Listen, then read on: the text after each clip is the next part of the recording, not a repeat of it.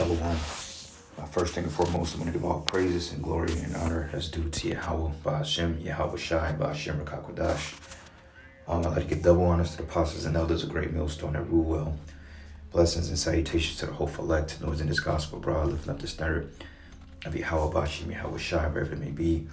This is just a quick lesson, man, through the Spirit, just to kind of encourage brothers, man. And I was just meditating on some things, and I'm like, brothers get in a rut because they feel they don't belong in this world or whatever, but fuck that shit, bros, man. We're too strong for this world, man. Okay, this place is fucking, it's weak, it's lethargic, it's confusion, and it has no dealings with us or with Yahweh Ba'ashem, Yahweh Shai, man. I know coming up into this thing, brothers come from various backgrounds, different lives, and, they was exposed to different lifestyles and ideologies.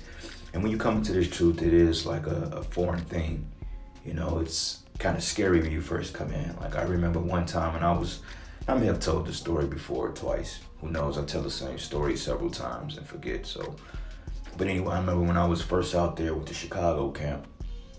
Man, when I first went out, I didn't really know what to expect. And it was cold as shit outside, man. And we were standing out there on the line, and they was like, hold the sign, So I'm like, hold the sign. So I said, okay. So, by me being fresh out the world, still into, just doing what Jake do. I remember I was so ashamed to be seen out there with these guys, with these garments, because it was new. I didn't know if I really wanted to be a part of it. I didn't understand it fully. And I'm just like, what the hell am I doing? It's cold. Buses are riding by. People are looking at us like we're crazy. And I'm like, what if I see somebody I know? So I was hiding my face with the sign so people wouldn't notice who I was. Because I ain't gonna lie, I was a little nervous, I was a little ashamed. I'm like, this is weird. Like, I don't want to be seen out here doing this stuff, man. This is like some weirdo shit. This is what was going through my mind. The same kind of situation that Jeremiah had when the Lord told him the people's a prophet. But once you come accustomed and you start to understand what you're part of and not feel no type of way, you actually embrace the hell you're gonna catch. So brothers out there, man, you come into this thing and sometimes you feel like you're not getting the attention or the accolades you once got on a job or through people, man. They don't sweat that shit, brothers, man. Okay, we're too strong for this fucking world, bro. This world is trash. Okay, this shit is beneath us. Okay, like, I ain't gonna lie, 95% of the time I feel like Omni-Man. I feel like a Viltrumite. This shit is meaningless, it's pointless, it's boring. You know what I'm saying? Like, I got things here that keep me entertained, but it don't hold my attention because it's just like, okay, I've had enough of this shit. I'm ready to go home. So real world. I was having a conversation with my mom 2-3 days ago, and we was on the phone for like 3 hours. We do our little talks and we catch up. I had to kind of rebuke her ass because, she be into all types of just mental shit. So, and she told me, she said straightforward, she said, son, you too strong for this world. She said, you're too strong for this world. And it really dawned on me, and I had to think about it. Like, well, yeah, it makes sense. And not only me, but us as a group, us as men of the Lord. Okay, the disciples, the Yahushua, he was too strong for this world. What it look like that you have to dissimulate yourself to fit in with these maggots here, man. Like, I look at these people like they beneath me. I'm disgusted in these people, man. I don't even want them around me. You know what I'm saying? And call it what you want, but I don't like people. I don't like these fucking people. I don't even like 2/3 of our own people. Now, do I love our people? Yeah, of course I love our people. But they disgust me because for the simple fact of this low mindset, they accept it to be something below them. They accept it to opt into something that's totally beneath them. Keisha, instead of being a princess and a wife and a daughter, a beautiful woman, she wants to be a fucking boss bitch. She wants to be an independent woman. She wants to be a hoe. She wants to be a slut. She wants to be a lesbian. And Jake's supposed to be the sons of the power. They're supposed to be the sons of the Most High. Literally gods on the planet Earth, but these niggas want to be moes. They want to be hood niggas. They want to be rappers. Want to be street thugs. Want to be ball players, which is nothing wrong with playing sports. But Jake only got 3 outs in life. Either a drug dealer, matter of fact, I say 2 outs. No, if I say 3 outs, 4 outs. Either drug dealer, ball player, in jail or dead. Niggas don't never subscribe to being anything great. You know what I'm saying? And fuck serving the Lord. They're like, no, that ain't right. You know, first thing, show you how superficial they are, because when you grew up in a single parent household, you either gotta play sports or go to school. Play sports or go to school. What happened about being a man of the Most High, man? You know, Jake wanna be fucking street niggas, drug dealers. What happened to serving Yahweh Bashim Yahweh Shai, man? So this place is beneath us, man. And I feel like Omni, man, low-key, when he came to the earth, he was basically set to destroy the people of this planet and replace it with the God race, like the Viltrumites. The Viltrumites were basically angels. They were basically the Israelites. This is why the Viltrumites were white. Okay, it was a society of astounding technology, advanced technology, innovations, inventions, you know, peace and prosperity. But in order to get to that point, it had to be a battle with the strongest, you know, a survival of the fittest. The strongest Viltrumite would be the ones that was able to come to Earth and to lay their seat and to rule. Okay, if you wasn't worthy, like the Saiyans, if you wasn't worthy, then you was outed. Reason why Goku was sent to Earth is because his weak power levels. But they was like, you know, Earth, it should be okay. Goku, go conquer it, set up our race, and bam, we gonna take over the Earth. Okay, Goku was never meant to come to the Earth to love it and to fucking mix in with these people. Okay, now it was a purpose for that, but overall he was sent to bring his race to the planet Earth and to make it what it was supposed to be, a Saiyan warrior race of class and rulership. Same thing with Brightburn, okay? His whole point was to come to the Earth and totally bring his people, you know what I'm saying? A race of prosperity, rulership, not no mediocre feminism, fucking homo type, man. None of that stuff, man. You know, that Jake is prescribing to. So when Omni-Man came to the Earth, he was very disgusted with his life. He was bored of it. He was tired of it. Okay, he didn't really care for his son too much because his son was too accustomed to the world. He said, yeah, I care for your mom, but she's like a child's play. She's like a plaything to me. That marriage ain't really me. Yeah, he loved her because he grown accustomed, but overall, he's like, man, my purpose is bigger than this shit, man. You know what I'm saying? And that's our purpose, brothers. Our purpose is bigger than just sitting in the house playing some family fucking guy with one goddamn woman, going to working 9 to 5. This shit is beneath us, man. This shit is old. It's tiring. It's boring. I'm above this shit. You brothers are above this shit. You know what I'm saying? Working some 9 to 5, taking some orders from some bullshit ass dictators in office. Come on, man. So yeah, this place, I scoff at this place. It's beneath me. You know what I'm saying? And you brothers, you gotta have that mindset, man, that this shit is beneath you. This is only temporal. Okay? And you know, I have friends all the time. They say, well, look, man, it's because you're meant for a kingdom. You know what I'm saying? You're meant for a different life. You're meant for a kingdom. I really feel like we're out of place. Like we're in some type of time warp that we're not even supposed to be at. But I understand we're just sojourning here for a period of time.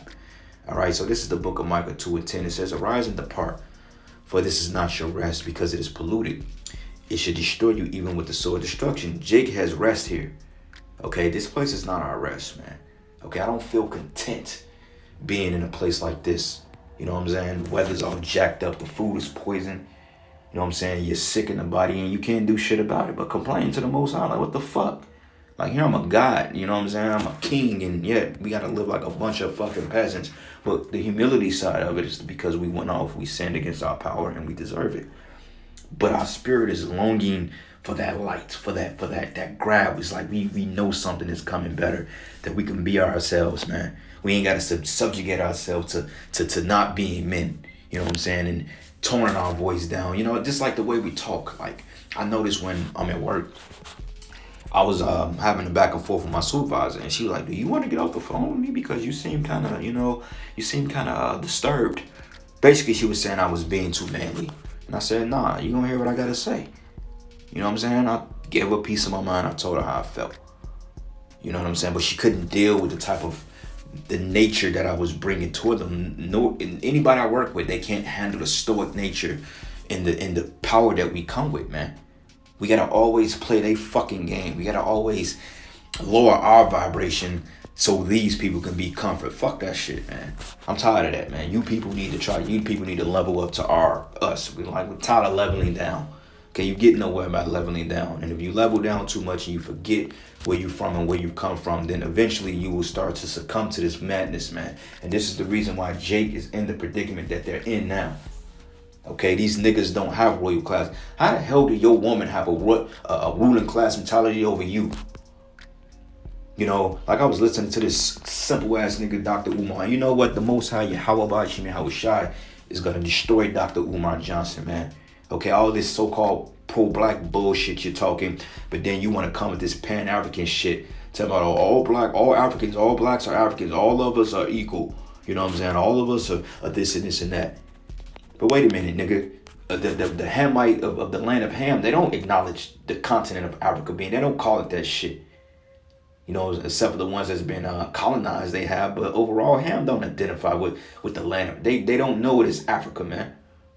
So the fact that you're trying to be all pro-black, but you're referring to the so-called motherland, which is not the motherland at all, but you're referring to that land as being Africa, but you're supposed to be this pro-black dude. Why you calling it Africa when it's named after a fucking white man?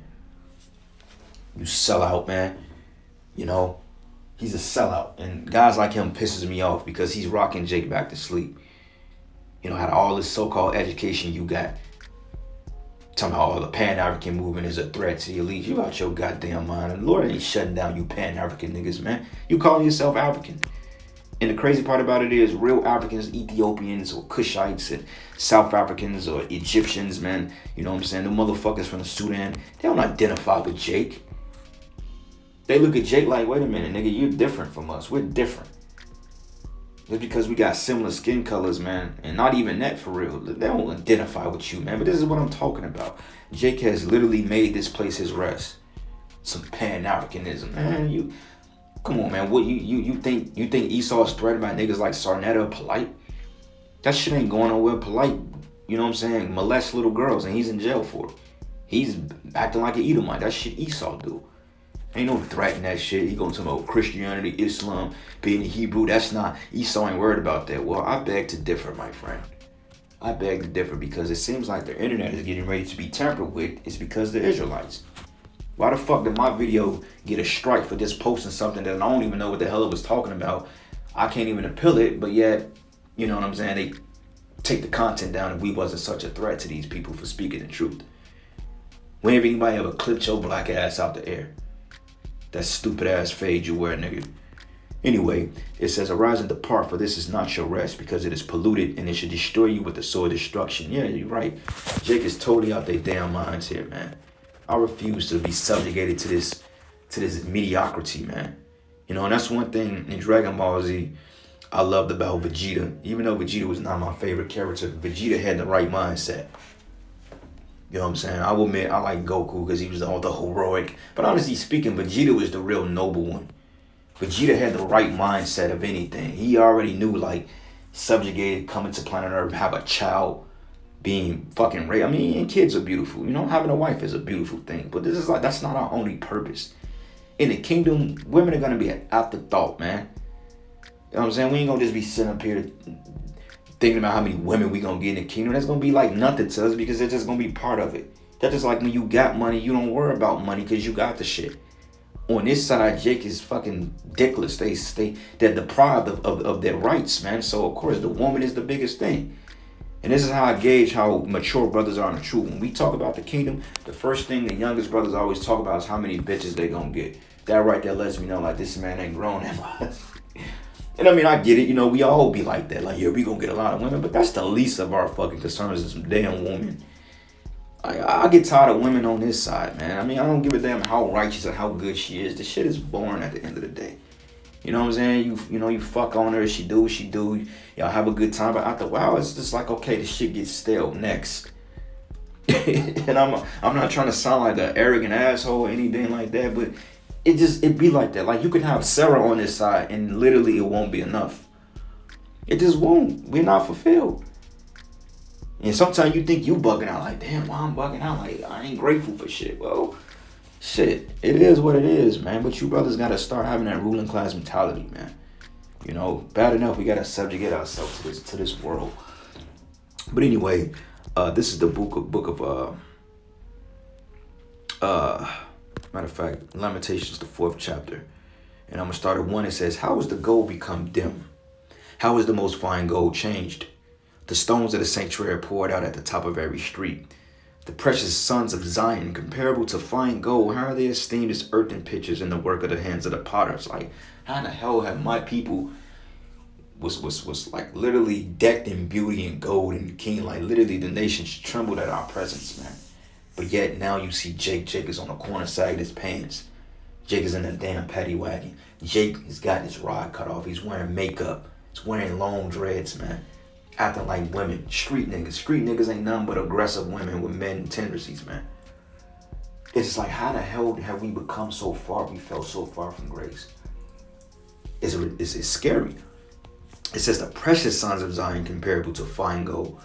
How are they esteemed as earthen pitchers in the work of the hands of the potter? That's like, the Lord's like, wow. He's done a number on us, man. It's to the point that motherfucker wouldn't think twice to look you in your face. Now you go to work, motherfucker look you dead in your eye and defy you to your face. Your own woman defy you. Your own kids defy you. You know what I'm saying? I sent my daughter because she made it first. She placed first place in our gymnastics competition. First place. You know what I'm saying? Little girl is a fucking beast. Thank my talent, by the way. She gets her talent, like, proves that children of the fathers. She won first place in our gymnastics competition. And it's crazy because I did the same shit when I was her age. I was into gymnastics and martial arts and all that stuff. She's, naturally gifted like that with athleticism. So I text her, man. I'm like, congratulations. I'm gonna send you something this week. When I get a little bit more money, I'm gonna send her something. You know, this little heifer ain't even respond to me. Back of my mind, I'm like, you little fucking bitch. I'm like, you know that I gave you life, like, you little motherfucker. Who the fuck are you? Like, I respond, I'm your father. I don't give a fuck what that bitch of a mother put in your mindset. You respond to me when I speak to you. And when I see her, I have to set her straight. And she's gonna have to have the fear of the Most High put in her ass. I don't give a damn how successful you are with your mother's worldly bullshit accomplishments they put in your head. At the end of the day, little girl, you are to respect your father. And that shit pissed me off. So you know what? I'm not sending her shit till she get her act together. You can win 1,000 first place competitions. You little motherfucker, you want to be ungrateful, then you ain't getting shit. And I don't give a damn who feels some type of way about it. The problem is you niggas ain't got no respect. Because the minute that little girl becomes successful, which you won't be here long enough for that. So I'm not worried about it. But let's just say if that was the case, the minute she comes successful, right, guess who's going to take all the credit? Her fucking mother. You know what I'm saying? I would never get credit for the talent and for what I've shown this little girl. That would never come to me. But the minute she becomes a whore, she gets pregnant at 15 years old, guess who they gonna blame? The father. Oh, well, he wasn't around. He didn't see her every day. But yet when she makes it big in the leagues and all of a sudden the bitch mother, you know what I'm saying? I'm not calling my daughter the bitch, but I'm saying the bitch ass mother. You know what I'm saying? The bitch, which I did just call my little daughter that, but so fuck, that's my kid. So fucking what? But the bitch ass mother would get all the goddamn credit for it when she ain't done shit, but just capitalize off my finances. That should make you brothers mad, man. This is what I'm saying. This goes to Lamentations, the 2nd chapter. The precious sons of Zion, comparable to fine gold, how are they esteemed as earthen pitchers, the work of the hands of the potter. We are like fucking, literally, we're like shit compared to what we was. And that pisses me off, man. I gotta sit up here and live in a 600 square foot apartment, 800 square foot apartment, paying exceptional amounts of money a month. They don't come and fix shit on time. I gotta hear another motherfucker's dog barking all night. Man, we're above this shit. I dare you, brothers, subjugate yourself to this wicked ass world, man. You're better than that. And you gotta think that, man. And ain't nobody gonna tell you that. You gotta believe it for yourself, and you gotta dive into these scriptures, man. Yahweh Shai kept telling us that. He kept telling us, like, man, look, we're not of this world. Matter of fact, this is the book of John 1:10. It says, he was in the world, and the world was made by him, and the world knew him not. Okay? Matter of fact, I'm going to come back to that. Let's read John 3:1. It says, behold, what manner of love the Father hath bestowed upon us. He chose us, brothers. Lord's will we of the elect. It says that we should be called the sons of Yahweh. Everybody ain't got that luxury to be called that. Because the sons of the Most High in this kingdom, they don't want to be the sons of the Heavenly Father, but instead they want to be black men. They want to be Africans. Niggas want to be Christians. They want to be Muslims. You know what I'm saying? Niggas want to be momos. Want to be rappers, thugs, drug dealers. But we're the sons of the Heavenly Father. And you got to wear that shit with a badge of honor. Because the Lord is dealing with you, not these fucking people. And it says that we should be called the sons of Yahweh. Therefore the world knoweth us not, because it knew him not. Because the Lord is not dealing with this world, man. So you don't beat yourself up because this place ain't dealing with you. Fuck this place. You're too strong for it. Embrace that. All right. This is the book of 1 John 1. And I'm going to start at verse. The whole chapter is good. John 1:1 was good, man. But anyway, let's start at verses 1. It says, in the beginning was the Word, and the Word was with the power, and the Word was the power. This is talking about Yahweh Shai. And guess what? We were with him. We created it. We created you morons, man. Okay? But it says the same was in the beginning with the Most High. And all things were made by him. And without him was not anything made that was made. In him was life. And the life was the light of men. But yet they totally spat at our Lord, man. The same man they claim to worship with sincerity and truth. But yet these are the same niggas that put him down. Oh, I love Jesus. Okay? Sure. And Jesus wasn't his name. All right, any of you Israelites that's calling on Jesus, Yahweh Bashim Yahweh Shai is going to destroy you. But it says, and a light shined in darkness, and the darkness comprehended it not, man. So when we're around these people, they don't realize our light. They know it's something about us, but instead they shine it. They make it seem like it's toxic masculinity. Wait a minute, how the fuck can masculinity be toxic? But only masculinity is only toxic to a bunch of women that's fucking masculine, man. Because you ain't supposed to be masculine. When a woman is masculine, that's toxicity, man. How the hell can masculinity be toxic when it's known? The hell you think comes out of men's balls? Testosterone, man. He's supposed to be masculine. So you come around these weak ass people, they get offended. You gotta accept all manners of this bullshit, man. Literally, I work with 9 or 10 people that I do not give 2 fucks about, man. Seriously, I look at these people and I ask myself, I'm like, what the fuck am I doing around y'all? And they pick up on it. And they was like, man, half of me scared to talk to me. And you know what? I love it that way. Don't fucking talk to me, man. You know, and I ain't, like I said, I ain't walking around with my chest out like, man, fuck you people. But I feel like that in my spirit. You know, and I'll be cordial with them. I'll talk to them. But overall, I really don't approach me, man. Don't approach me. Don't talk to me. You know what I'm saying? We ain't got shit to talk about. We're not friends.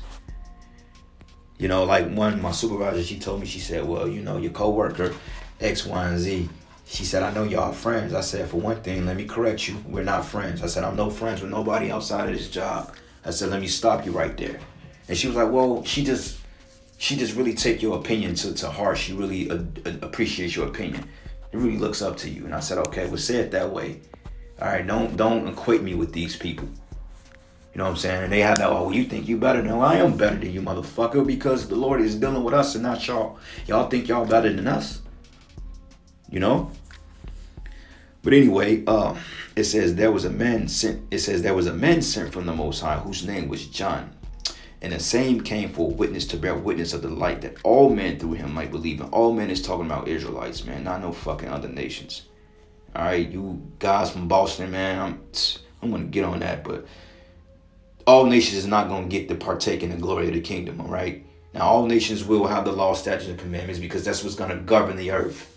Just like today, you have this communism that is not democracy, it's really communism, man.